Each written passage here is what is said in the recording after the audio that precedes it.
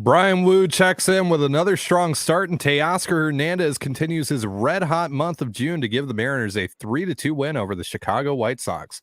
Our thoughts coming up here on the Locked On Mariners postgame show. Colby, hit it. You are Locked On Mariners, your daily Seattle Mariners podcast, part of the Locked On Podcast Network, your team every day. Ahoy, sailors. We're back. It is once again Friday, June 16th, 2023. This is Ty Gonzalez and Colby Patnode for the Locked On Mariners postgame show brought to you by Birddogs. Go to birddogs.com/LockedOnMLB and they'll throw in a free custom Birddogs Yeti-style tumbler with every order. Thank you so much for making us your first listen. Subscribe, like, and turn on alerts if you're watching on YouTube, or subscribe and leave a 5-star review on your preferred podcast platform if you like what you hear. And if you're part of the crew and rock with us every single day, let us know in the comments below. And if you want to hear from us even more, please consider signing up for our Patreon. You can now get a free 7-day trial to check out the show. Link as well as our social accounts is in the description of this episode. 3-2, the final from T-Mobile Park. Mariners take game one of their weekend series with the White Sox. We want to talk about it.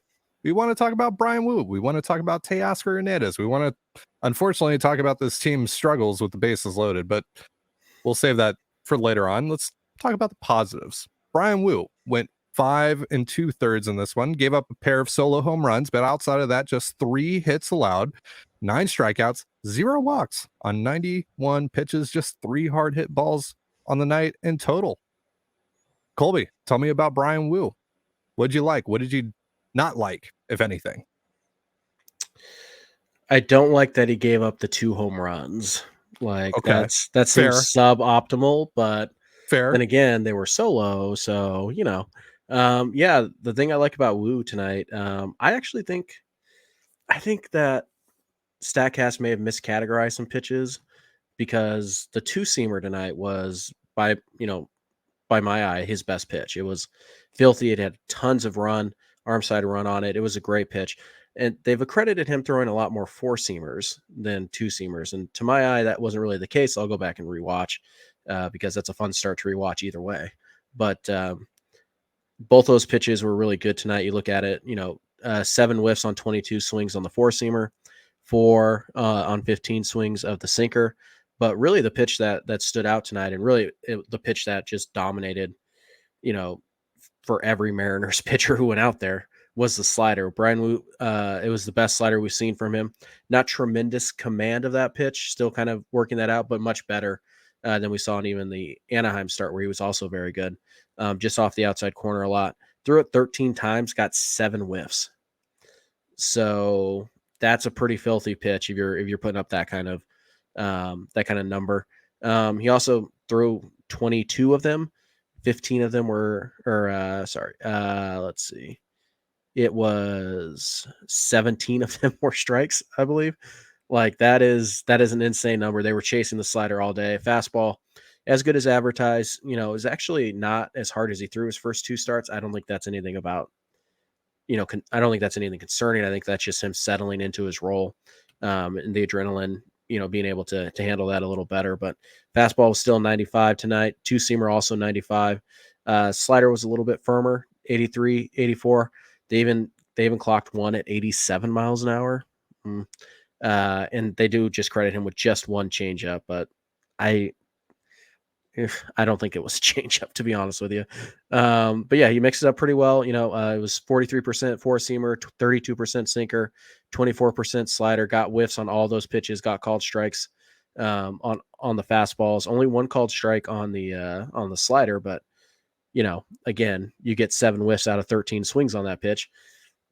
You don't really have to get a called strike on it. You just have to put it near the zone, and clearly Chicago was not equipped to hit the slider tonight, and the Mariners just,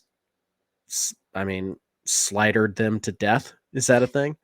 Sure. Because when you look at this pitching staff as a whole, 16 strikeouts tonight, no walks. I'm willing to bet that of those 16, at least 10 were on the slider, maybe 12. Like, it was gnarly. It was just slider city tonight. By the way, Matt Brash, I don't know if we're going to talk about him or not, so I'll throw this in there now. Sure. 23 pitches, 19 sliders. Okay. 13 swings on the slider, Uh-huh. 10 whiffs. Wow. A 77% whiff rate against Matt Brash on a slider. Overall, 71% whiff rate for Brash on all of his pitches. So, yeah, I do wonder, might see some sliders the next few days against this White Sox team because they weren't close. They were not close on any sliders tonight. I'd say that's a good bet for sure.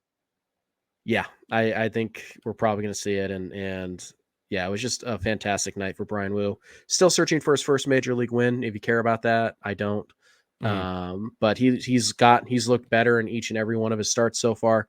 There's definitely a clock on Woo. He's not going to be able to make 20 more starts for you, but what we're seeing right now is definitely major league quality, and it's definitely a guy whose stock should be jumping up, for a lot of Mariner fans and a lot of other ball clubs too. But I think Woo's a keeper, and I think he's somebody that Mariner fans are going to get really comfortable with over the next, 3 weeks, and then hopefully Marco gets back.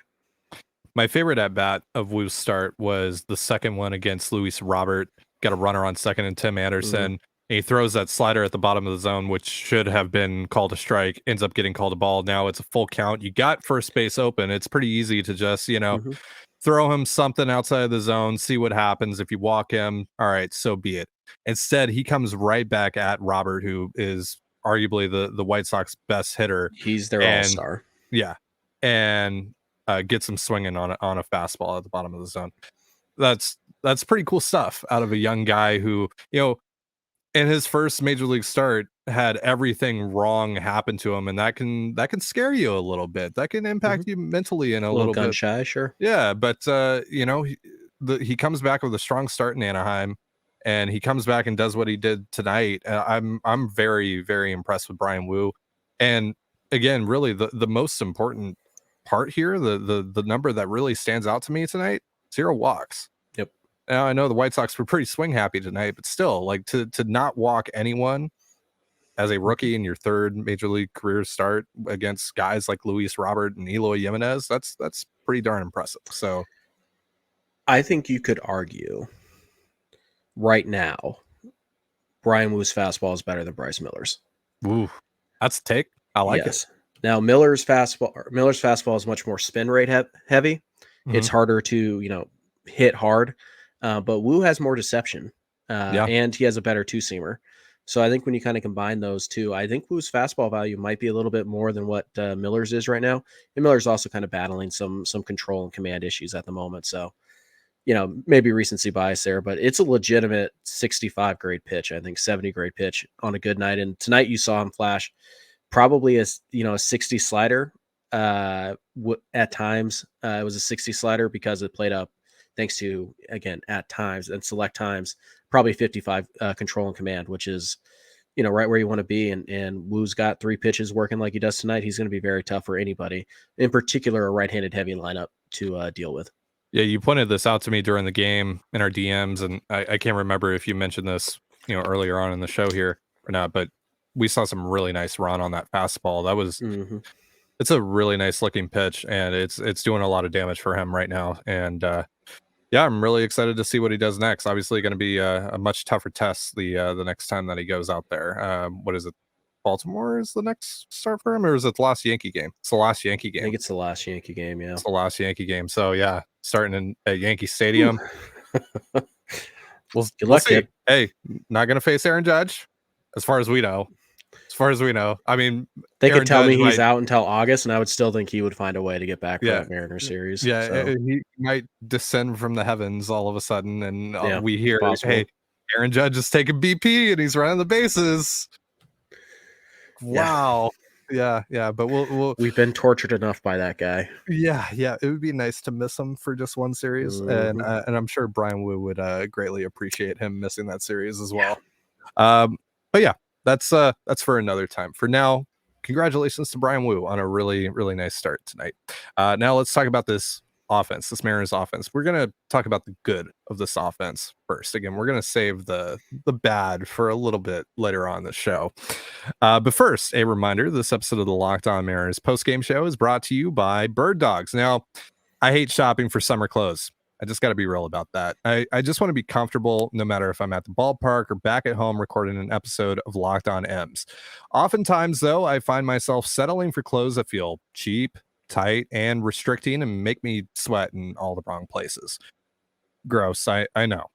Thankfully, Birddogs has me and therefore you covered. Their wide selection of insanely comfortable shorts, joggers, sweatpants, polos, and more have me ready for any occasion this summer throws my way. I mean, who doesn't love stretchy fabric and built-in underwear? It's time to look good, feel good, and play good this summer. Go to birddogs.com/lockedonmlb for a free Yeti-style tumbler with your order. That's birddogs.com/lockedonmlb for a free Yeti-style tumbler. And you're listening to the Locked On Mariners postgame show. Thank you again for making us your first listen after the Mariners 3-2 victory over the Chicago White Sox. Game 2. It's a rare afternoon game tomorrow at T-Mobile Park. So get in early. And if you're not able to watch the game, you can catch it on the Mariners hometown broadcast with SiriusXM via the SXM app. Also, if you were at the ballpark, happy Pride Night. Hope you had a good time. Hope you had a great time. If you're, listening on your way back from the ballpark, or you were there, last night, you're listening in the morning, what have you. Hope you had a great time. It looked like a fun time out there at T-Mobile Park. All right. So it was a really fun time for Teoscar Hernandez tonight, who continues to stay red hot at the plate. And this makes me Ty's trying so hard not to pound his chest right now. I told you. What did I say? I told you. Okay, but he did this after I kind of waved the white flag. Him. Yeah. I was like, oh, he's probably not coming back next year. Ty, do you see why I always go down with the ship? Always. Yeah. Obviously Teo's big night, but apparently I'm going down with the ship, Colby, according to a former listener of ours, apparently. Sure. But yeah, obviously it was Teo's big night. But Ty, did you know that everybody in the Mariners lineup 1 through 6 got on base at least twice tonight? I did not know that, Colby. Yes. JP Crawford went 1 for 4 with a double and a walk. Julio 2 for 5 with a double. Ty France 2 for 4. Teoscar Hernandez 2 for 4, 2 RBI. Jared Kelenic 1 for 2 with 2 walks and a single. Eugenio Suarez 1 for 3 with a walk as well. Cal Raleigh also walked. Jose Caballero walked, stole second. Everybody but the DH spot got on base tonight. Everybody contributed in some way. And I think the nice thing about the offense right now, or at least tonight in particular, they struck out 8 times, which is a good number for Seattle, walked 6. So that's when you go 16-0 on the K to base on ball ratio on the pitching side, and then you go 8-6 on the offensive side, that's control the zone masterclass. That's exactly what that is. And it generated a whole heck of a lot of traffic. Now, didn't generate runs tonight. It didn't generate runs tonight. That's for later, Colby. That's for later. Sure. That's for later. But how about Teoscar? It's probably too late for Teoscar to put himself into all-star conversation. April was so bad and May was so meh. He's not going to have enough time, but he's sitting 253 right now with a 740 OPS, which isn't a great stat. I did pull one little stat here. Let's entering tonight's game. So not counting tonight. Teoscar is hitting 280, 333, 450 with a 122 WRC plus in the last 27 games. Yeah. Tonight he added a homer and a double. So after tonight, these are the updated numbers from Fangraphs. 107 WRC plus for Teo. He looks really good, and he's still continuing to play good defense on the other end as well. He's valuable on both sides of things here, and that's really the key, because hasn't really ever been that, right? So if you get Teo with this level of defense and the bat that we've seen over the last 4 years, that's a really freaking good player. Sure. You giving him 5 and 100? I mean, I'm probably giving him more than that. Look at Ty a week ago. It's like he will not be back, and now all of a sudden Ty's over here like, yeah, I'll give him $100 million. Sure. That's all quite all right. That's look. I did say that, but I do love Teo. You know that I love Teo. I get Teo it, has frustrated the hell out of me this year, but I do love Teo. You went from don't even risk the qualifying offer to give him $100 million Yeah, now in I a didn't week. say that. Now you're You're trying kind to of implying it. you're trying to Julio me. You were kind of implying You're it. trying to Julio me now. All right. But yeah. I thought Kelnick looked really comfortable tonight too, which is good to see. He had a really nice night as well. Kind of got robbed in his last at bat. I was really surprised that he did not score from first on that Geno double earlier on in the game. But yeah, I saw it happen live. Like I just happened to look down to see what Kelnick was doing, and he froze. He wasn't quite sure if that ball was going to get caught or not. I was watching him as well. He was like kind of stalled halfway between first and second. And yeah, Robert is very good defensively. That's a really he's good not point that as well. good, but why take the risk? Nobody out at that point, right? That's for later. Anyway, and it was Geno's double, by the way. I think you said Teo. Did I say Teo? All right, yeah, Geno. You might have either way. All right, so circling back, you mentioned the 8 strikeouts to 6 walks. We're seeing this consistently over the last 10 days. Yep. Ever since that first win in San Diego, that June only win in 6th, San Diego. Yeah, June 6th. That's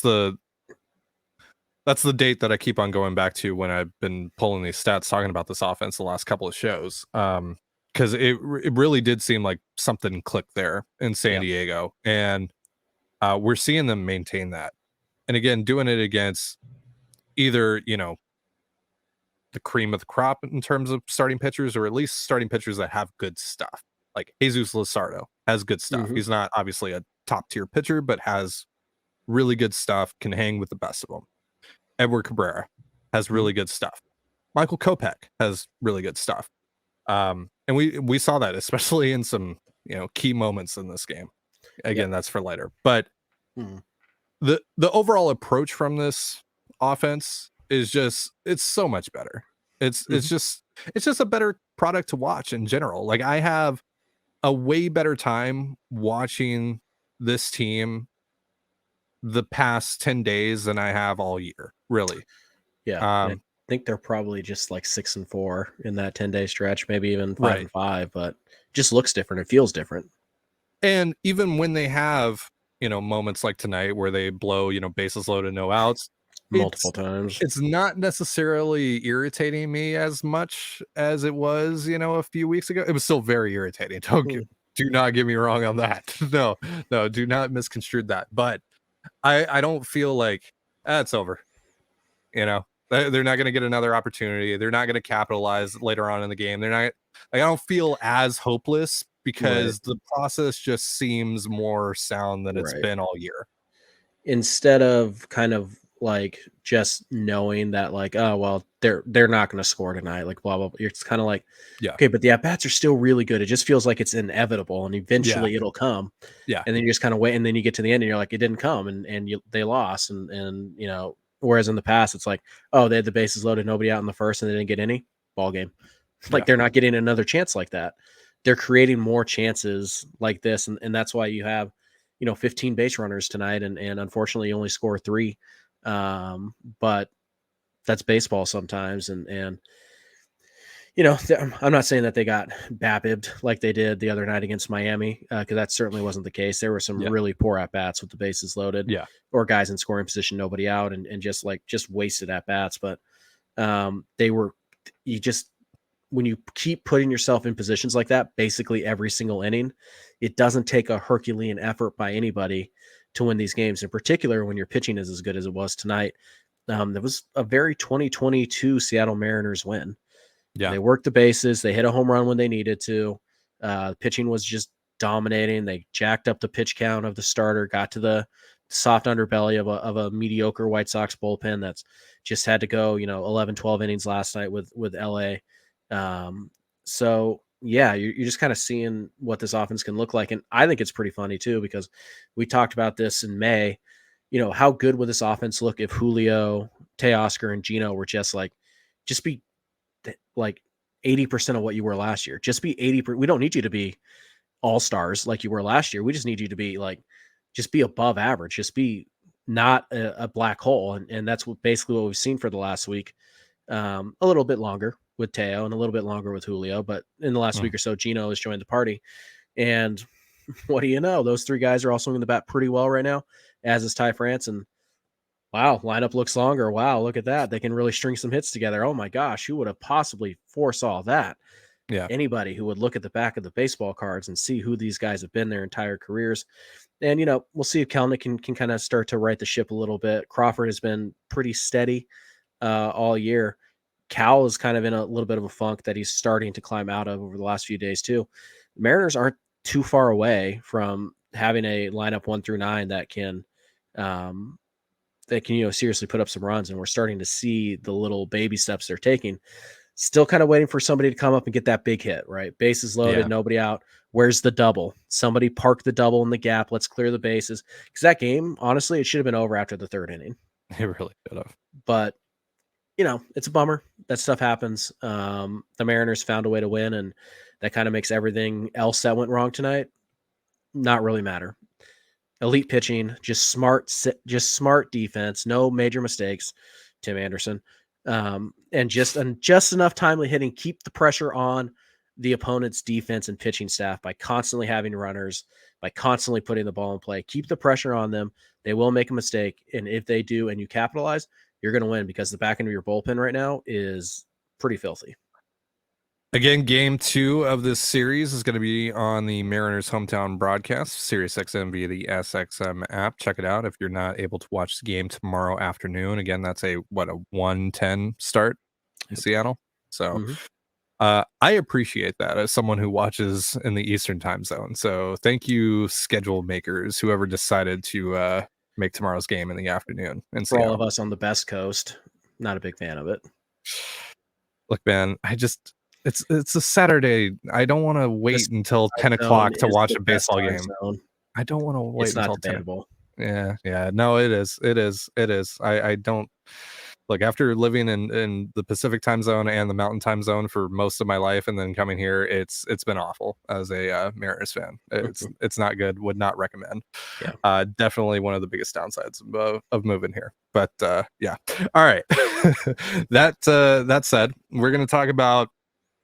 We got to talk a little bit about the team struggles tonight. Just a little bit. We already did, but okay. Just a little bit. We're just gonna go through it. Well, I have one particular bone I have to pick with a certain someone that plays first base for the Seattle Mariners.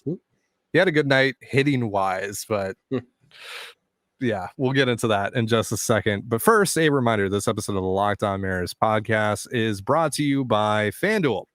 Make your way to FanDuel, because right now new customers get a no sweat first bet up to $2,500. That's bonus bets back if your first bet doesn't win. Great promotions every day and instant payouts. FanDuel is where you want to be this summer. Plus, it's safe, secure, and super easy to use. So don't miss your chance to get your no sweat first bet up to $2,500 when you go to FanDuel.com/locked on.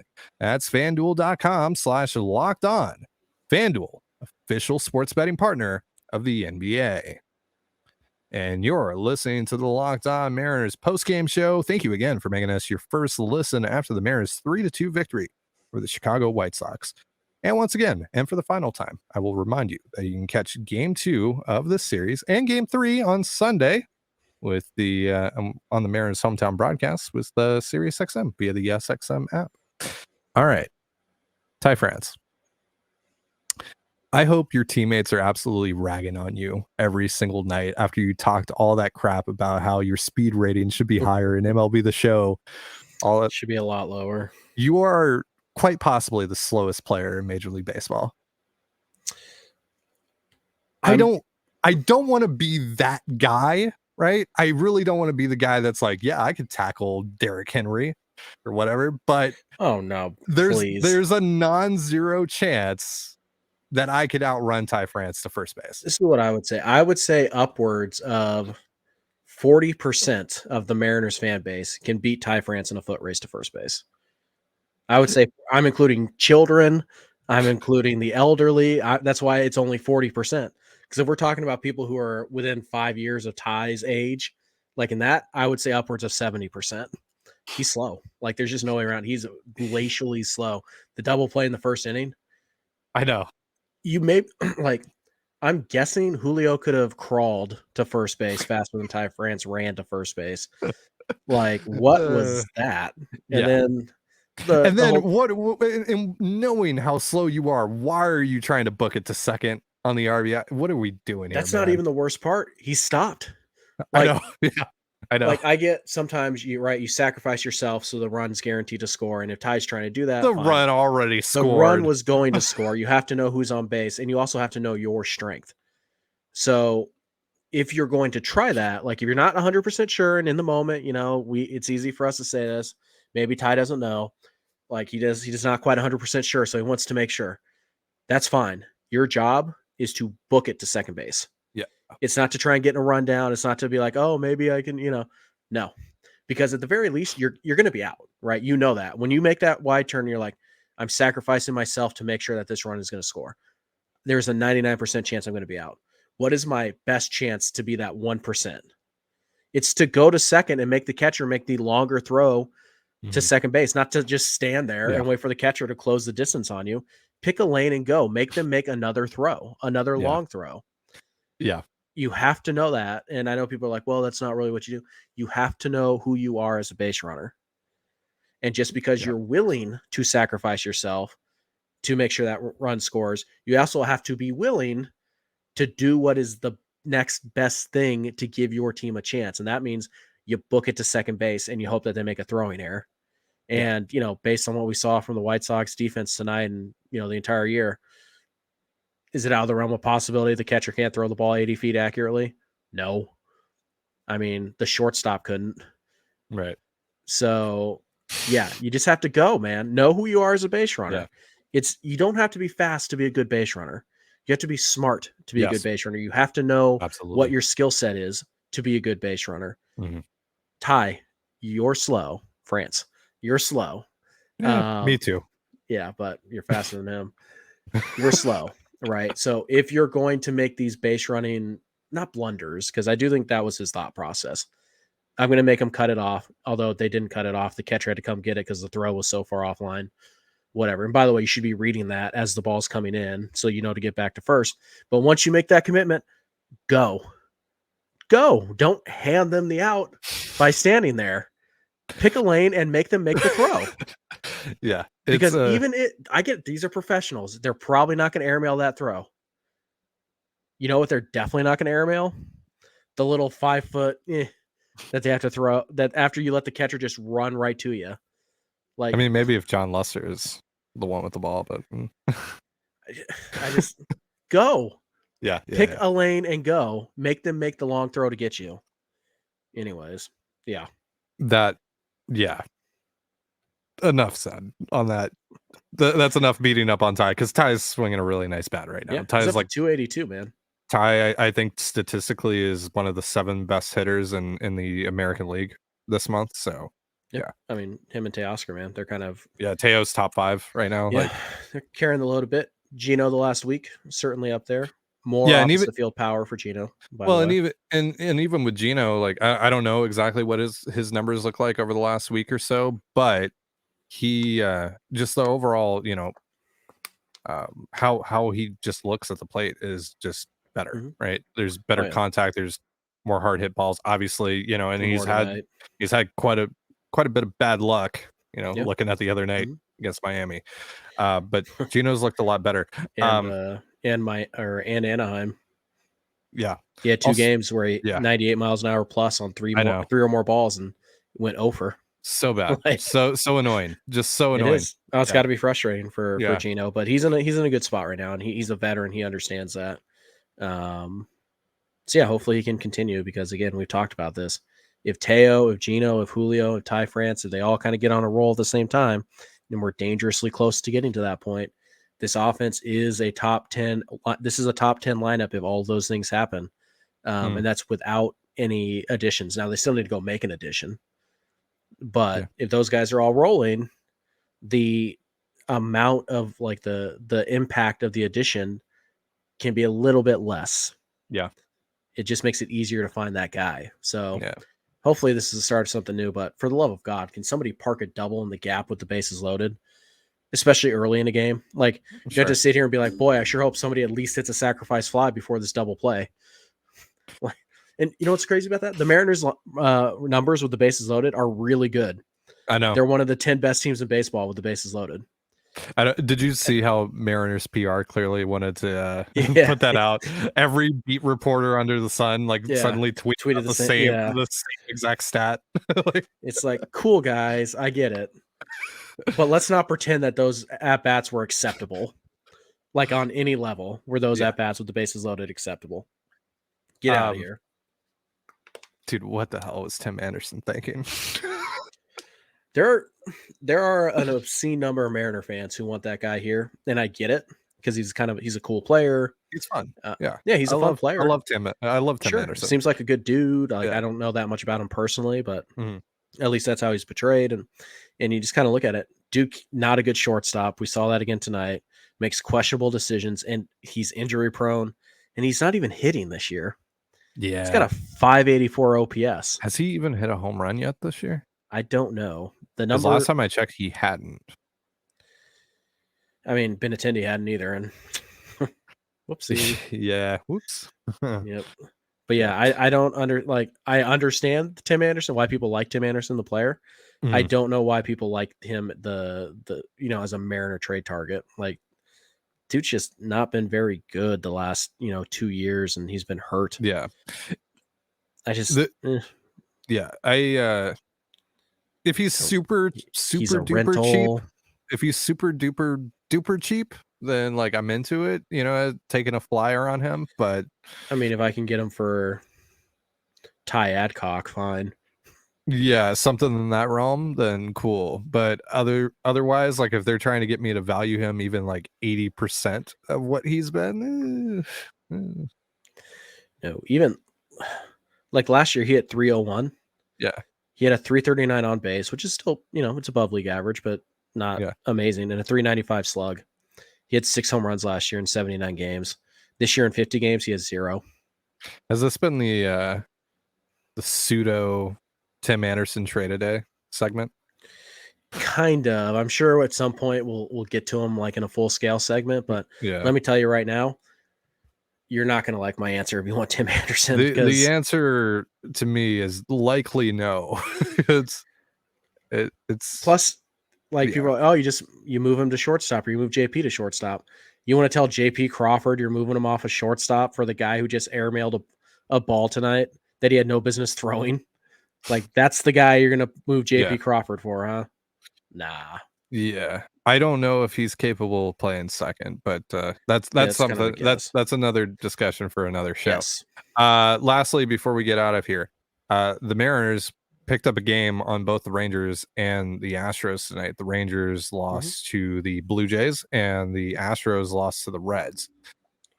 The Mariners are now 7.5 back of first place in the AL West. Now that sounds like a lot, and it certainly is a lot, but it's also June 17th. Not to say it's still early, but I know how much you guys hate that. Ty. Let me tell you a story about the 1995 Seattle Mariners. Get out of here. So that's right, baby. Yeah. They're nowhere near out of it. They could be twice as far back with half as much time to go and still win this division. Because I'm going to tell you about Rich Amaral and the return of Ken Griffey Jr. and Edgar Martinez and Randy Johnson. Welcome to the 1995 cast. There we go. But we'll never escape it. We'll never escape that team. No. I mean, I like them too, but this is a great time to bank some wins and pick up some ground, because the Astros right now, they're weakened without Yordan Alvarez, who's supposed to be out for the next 3 or so weeks at right minimum. Up until he might be back in time for your series against them right before the All-Star break, but more than likely they won't activate him until after the All-Star break. The Rangers are actually hitting some regression right now. A little bit of regression. They're still playing decent ball, but it's 3-7 in their last 10. Their offense has regressed a bit. They're more middle of the pack for the last 10 or so days. Like when I was looking up the June 6th stats for the Mariners, the Rangers were more or less middle of the pack in pretty much every category that I looked at. So this might be your opportunity right now. You got 2 more games against this White Sox team. The thing that's going to really determine this is the road trip that's coming up. That's a massive road trip. Yankees, Orioles. If you can find a way to just go 500 or somehow go like 4-2, look out. But I mean, take care of business at least one of the next 2 nights against the White Sox, and feel free to get greedy and sweep the series. But win at least one of the next 2. Go on the road, find a way to go at least 500, and then you have a shot when you get back home before you go back out for the final road trip of the first half to make up a little bit more ground. Texas is 3-7. The Yankees are 4-6. The Astros are also 3-7. And so you don't have to make up all the ground before the All-Star break, but if you can make up, you're 4 games out of a playoff spot, if you can be within 2 of the wild card spot, and if you can be within 5 of the division lead, that's going to be pretty massive. So just keep playing good ball, and we'll see where they are. Right. So again, why this matters is because it could very well determine how aggressive you get at the deadline. Right. That's why it's so important, because it really isn't important in terms of the grand scheme. Like, this isn't important in terms of, or as important in terms of like what the final picture is going to look like. But 2 games in terms of your back, 2 games back versus 3 games back, not that big of a deal. No, but if you could be 5 back by the All-Star break instead of 8, that's not insignificant. You're probably looking at more impact moves as opposed to just filling in roster gaps. So look, you got series against the Nationals, the Giants, who are hurting right now, the Astros without Jordan. Am I missing anyone? I mean, like the Rays, but this might be the best possible time to catch the Rays, which isn't really saying much because the Rays are still really freaking good, but they haven't been as good as of late. You're not catching them. Yeah. San Francisco, by the way, has won 5 in a row. Go figure. But you have a shot. Those are not time for them to cool down before exactly the Mariners make their way to San Francisco. So there's a really good opportunity here to bank some wins and pick up some ground. So we'll see how it goes. Play good ball. All right. So I think that's going to do it for our show. Thank you so much for tuning in tonight. I hope you had fun. I hope you had a good time at the game if you went to the game. If not, if you were just chilling at home watching the game, I hope you had a good time watching it. It was a fun game. Frustrating for a good portion of it, but fun nonetheless. It's always fun when the Mariners win, and they are back to 500, 34-34. But hey, for the love of all that is holy, could we please put some separation in between us and 500 finally? Well, Ty, I hate to tell you this, if you win this series and you go out and you go 500 on the road, you're 500 for at least the next week. Pain. So you either got to sweep this series or you got to do better than 3-3 on the road. That's going to do it for our show. Thank you so much for joining us here on the Locked On Mariners podcast, or post-game show, rather. For Colby Patnode, I'm Ty Dane Gonzalez. Be sure to give us a follow on Twitter at @LO_Mariners. You can follow me at Dane Gonzalez, that's DANEGNZLZ, and Colby at CPAT11, that's CPAT11. Follow us on Instagram and TikTok as well over at Locked On Mariners. That's one word, Locked On Mariners. Oh, silly me. None of you are probably listening by now, but we are trying to send JP Crawford to the All-Star game. #JP for ASG. Send us your All-Star ballots at Locked On or at LO_Mariners or at LockedOnMariners@gmail.com, and you're entered into our giveaway. Colby's giving away a signed Luis Castillo card. Like 5 of you are listening to this at this point, though. My bad. You can find all of that stuff in the description of this episode. Anyway, thank you again for making us your first listen. Have yourself a beautiful baseball weekend, and we'll see you next time. Peace.